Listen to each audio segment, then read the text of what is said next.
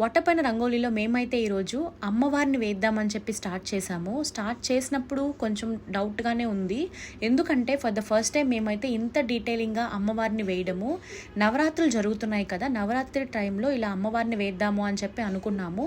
కానీ మేము ఇంతవరకు వాటర్ పైన వేసిన రంగోలీలో ఇదే కొంచెం డీటెయిలింగ్గా అండ్ పెద్ద రంగోలీ. కొంచెం భయం వేసింది, ఎందుకంటే వాటర్ పైన రంగోలీ వేసేటప్పుడు ఏ కలర్ ఎప్పుడు మునిగిపోతుందో మనకు తెలీదు. బట్ ఏమైతే అదైంది అని చెప్పేసి మేమైతే రంగోలీ స్టార్ట్ చేసేసాము.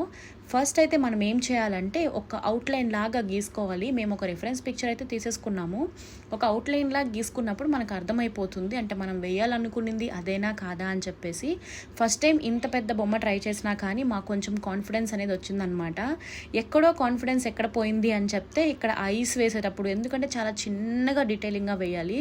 అప్పటికి మాకు ఆల్మోస్ట్ 2.5 hours పట్టింది ఈ బొమ్మ మొత్తం కంప్లీట్ చేయడానికి.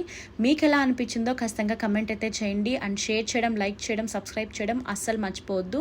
హోప్ మీకు ఇదైతే నచ్చిందని అనుకుంటున్నాను. నవరాత్రి టైంలో అందరికీ ఇలా వేసుకోవడం అనేది ఒక స్పెషల్ థింగ్ కదా. అండ్ ఎవ్రీడే మనం ఒక్కొక్క కలర్ థీమ్తో పూజ చేసుకుంటాము. Thank you for watching.